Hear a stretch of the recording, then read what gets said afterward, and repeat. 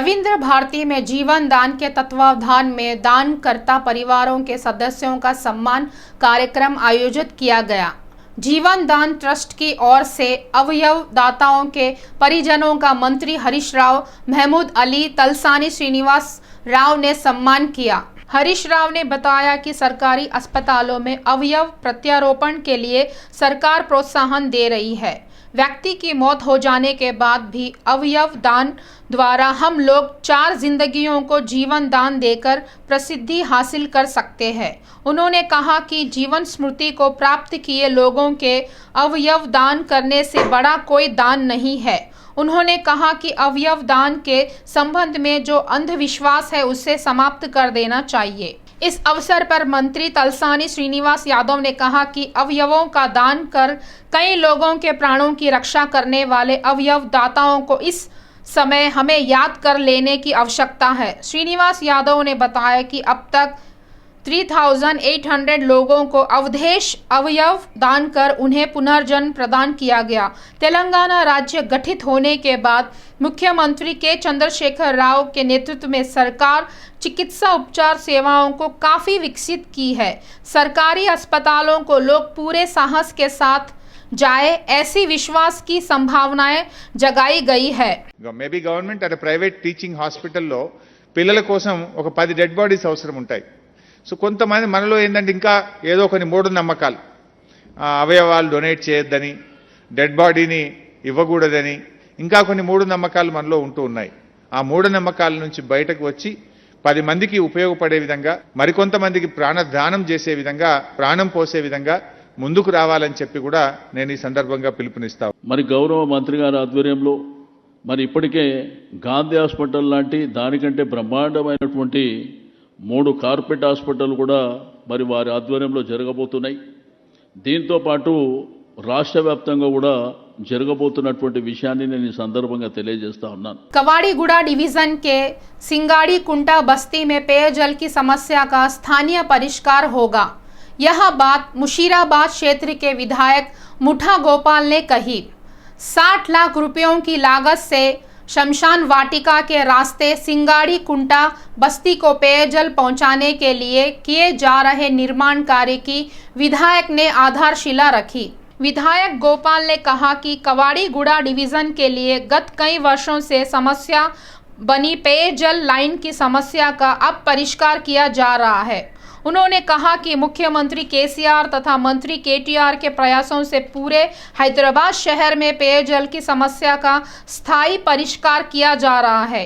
इस कार्यक्रम में स्थानीय पार्षद रचना, टीआरएस पार्टी युवा विभाग के नेता मुठा जय सिम्हा, डिवीजन अध्यक्ष वलाला श्याम यादव, टीआरएस के नेता एवं कार्यकर्ता आदि भारी संख्या में उपस्थित थे।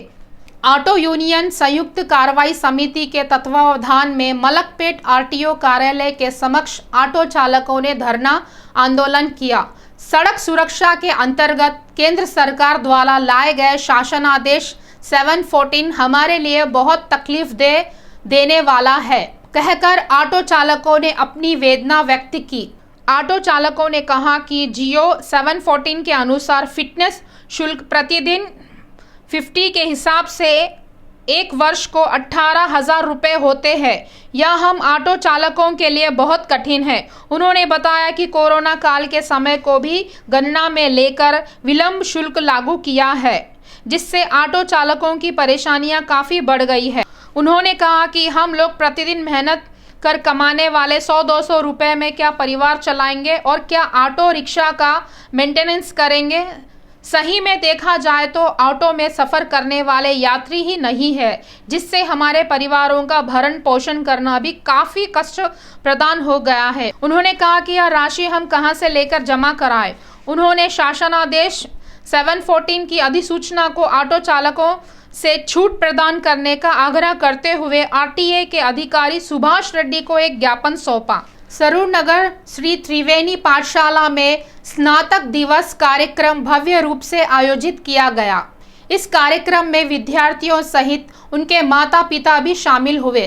विद्यालय के चेयरमैन श्री गोवर्धन रेड्डी ने कहा कि विद्यार्थियों में स्थित निपुणता एवं सृजनात्मकता की पहचान कर उन्हें प्रोत्साहन करने की जिम्मेदारी उनके माता पिता के ऊपर ही है। उन्होंने कहा कि छोटे बच्चे प्राइमरी में कदम रखते हैं तब ही माता पिता उन्हें शुभकामनाएं देते हुए अकादमिक करिकुलम में शामिल कर उनके गुण एवं योग्यता की पहचान कराना चाहिए। उन्होंने कहा कि छोटे बच्चे प्राइमरी में कदम रखते हैं तब ही माता पिता उन्हें शुभकामनाएं देते हुए अकादमिक करिकुलम में शामिल कर उनके गुण एवं योग्यता की पहचान करना चाहिए और उन्हें इस अपने पसंदीदा क्षेत्रों में भाग लेने के लिए प्रोत्साहित करना चाहिए। इसके पश्चात आयोजित सांस्कृतिक कार्यक्रम में छोटे बच्चों ने सभी उपस्थित जनों का मन मोह लिया। What a great morning today, because I have seen all the kids like enjoying like anything. It's a big celebration and beginning level of school education, pre-primary education. Now they are moving to the next level, primary education. I would like to request all my teachers. Jagathgiri Gutta police थाना क्षेत्र के सहायक police आयुक्त पुरुषोत्तम दास यादव ने बताया कि Jagathgiri Gutta police थाना परिधि में गांजे की बिक्री कर रहे हैं 3 लोगों को गिरफ्तार कर उन्होंने रिमांड पर भेजा है।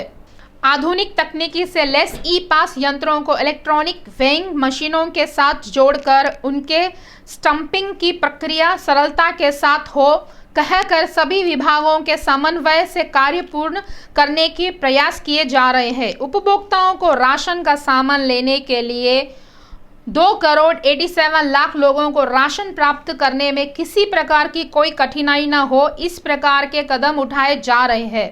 इस अवसर पर उपस्थित उच्च अधिकारियों ने मंत्री को बताया कि इस माह में ही जीएचएमसी परिधि में स्थित 1545 राशन की दुकानों को इस प्रक्रिया से जोड़कर शेष राज्य भर में इस प्रक्रिया को चरणबद्ध रूप से जून माह के अंत तक जोड़कर आरंभ किया जाएगा। हैदराबाद नगर में धूप के साथ साथ साग सब्जियों के दाम भी बढ़ते जा रहे हैं। सामान्य जनता आज साग सब्जियां खरीदने की स्थिति में नहीं है। पेट्रोल तथा डीजल के दाम बढ़ने से उसका असर साग सब्जियों के दामों पर भी विपरीत ढंग से पड़ा है। स्थानीय लोगों का कहना है कि ईंधन के दाम बढ़ने से साग सब्जियों के दाम आसमान को छूने लगे हैं। वहीं साग सब्जी विक्रेताओं का कहना है कि साग सब्जी ले आना और उनका परिवहन करना भी काफ़ी महंगा हो गया है। इतना ही नहीं, इन गर्मियों के मौसम में हाथ आई फसल भी धूप की मार से सूख रही है, जिससे साग सब्जियों के दाम काफ़ी बढ़ते जा रहे हैं, जो सामान्य लोगों पर भार बनकर उभर रहे हैं। साग सब्जियों के बढ़ते दामों को लेकर लोगों में काफ़ी आक्रोश है। इस समय हैदराबाद में साग सब्जियों के दाम काफ़ी महंगे हो गए हैं। पहले ही धूपों का समय है, ऊपर से सूर्य अपनी गर्मी छोड़ते हुए लोगों को काफ़ी परेशान कर रहा है, जिससे कुछ लोग लू के शिकार हो रहे हैं। एक व्यक्ति बीच सड़क पर बेहोश होकर गिर पड़ा है।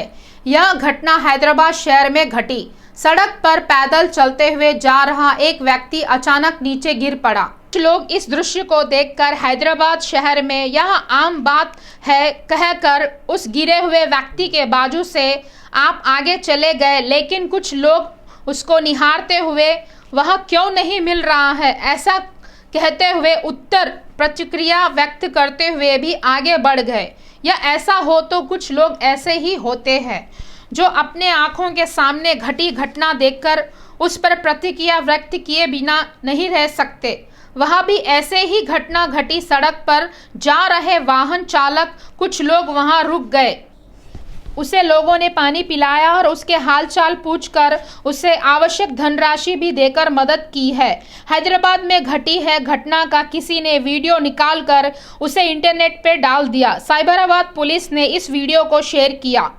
उन्होंने कहा कि हम एक व्यक्ति के लिए एक व्यक्ति द्वारा की गई सहायता बहुत ही महान होती है। इब्राहिमपट्टनम के सहायक पुलिस आयुक्त बालकिशन रेड्डी को निलंबित करते हुए राज्य के पुलिस महानिदेशक महेंद्र रेड्डी ने आदेश जारी किए। एक रियल्टर की हत्या के मामले में रुपए लेने के आरोप आने से एसीपी बालकृष्ण रेड्डी को डीजीपी ने अपनी प्रतिक्रिया स्वरूप निलंबित कर दिया। पूर्व में रच्चकोंडा पुलिस कमिश्नर ऑफिस को अटैच किया गया। पुलिस महानिदेशक महेंद्र रेड्डी ने आपराधिक घटनाओं को अंजाम देने वालों के साथ संबंध बनाए रखने के मामले में आक्रोश व्यक्त किया है। उन्होंने सहायक पुलिस आयुक्त को निलंबित करते हुए आज आदेश जारी किया। हनमकोंडा में अति दर्दनाक ढंग से घटी 2 घटनाओं पर न्यायिक जांच करने की पिछड़ी जाति कल्याण संघ महिला संयुक्त कार्रवाई समिति की चेयरमैन मट्ठा जयंती गौड़ ने मांग की। इसी मामले में जयंती आज राज्य के गृह मंत्री महमूद अली से मिली। उन्होंने कहा कि लड़कियों के सुरक्षा के लिए कई कानून आने पर भी दर्दनाक घटनाएं होना यह बहुत ही दुखद बात है। फ्रेंडली पुलिसिंग इस पद को उन्होंने हटाने की बात कही। उन्होंने गृह मंत्री से कहा कि जिस समय तक लोगों में भय नहीं होता है उस समय तक अपराधियों में अपराध बढ़ते ही जाते हैं। ఒక విద్యార్థినిని అనుష అనే అమ్మాయిని ఒక వ్యక్తి దారుణంగా గొంతు కోసి హత్య చేయడానికి ప్రయత్నించడం జరిగింది. ఇప్పుడు తన చావు బతుకుల మధ్యన కొట్టుమిట్టాడుతుంది. ఇదే విషయమై నిన్న హోమ్ మినిస్టర్ మహమూద్ అలీ గారిని మేము కలిసి ఆయనకి జరిగిన సంఘటనపై విచారణ చేయించాలని చెప్పి కోరడం జరిగింది. మేము కోరుకునేది ఒకటే రాష్ట్ర ప్రభుత్వాన్ని। करीमनगर जगतियाल मुख्य सड़क मार्ग पर एक दुर्घटना घटी। यहाँ एक बस तथा 2 वैन एक साथ एक दूसरे को टक्कर मार लिए। इनमें से एक वैन मुर्गी के अंडों के लोड को ले जा रही थी। जगतियाल की ओर जा रही एक वैन इस्लामापुरा के पास आते ही रुक गई, जिसे वाहन चालक ने सड़क के किनारे रोक दिया। इस रुके हुए वाहन की ओर ध्यान दिए बिना अंडों के लोड को लेकर आ रही वैन ने पहले से रुकी हुई गाड़ी को टक्कर मार दिया, जिससे अंडों के लोड वाली गाड़ी पलटी मारकर नीचे गिर पड़ी। उसी समय जगतियाल से आ रही विवाह की बस ने भी उस अंडों की गाड़ी को देखे बिना उसे टक्कर मार दिया, जिससे एक के बाद एक वाहन आपस में टकरा गए। ग्रामीणों ने इस दुर्घटना को देख अंडों की गाड़ी गिरी कहते हुए वहां पहुंचकर अंडे लेकर भागना शुरू कर दिया। इस हादसे में यात्रियों को मामूली चोटें आने से वह किसी बड़े खतरे में नहीं पड़े। इस घटना की जानकारी मिलते ही घटनास्थल पर पहुंची पुलिस ने घायलों को उपचार हेतु अस्पताल भेज दिया, लेकिन स्थानीय ग्रामीणों ने इन अंडों का पूरा लाभ उठाया।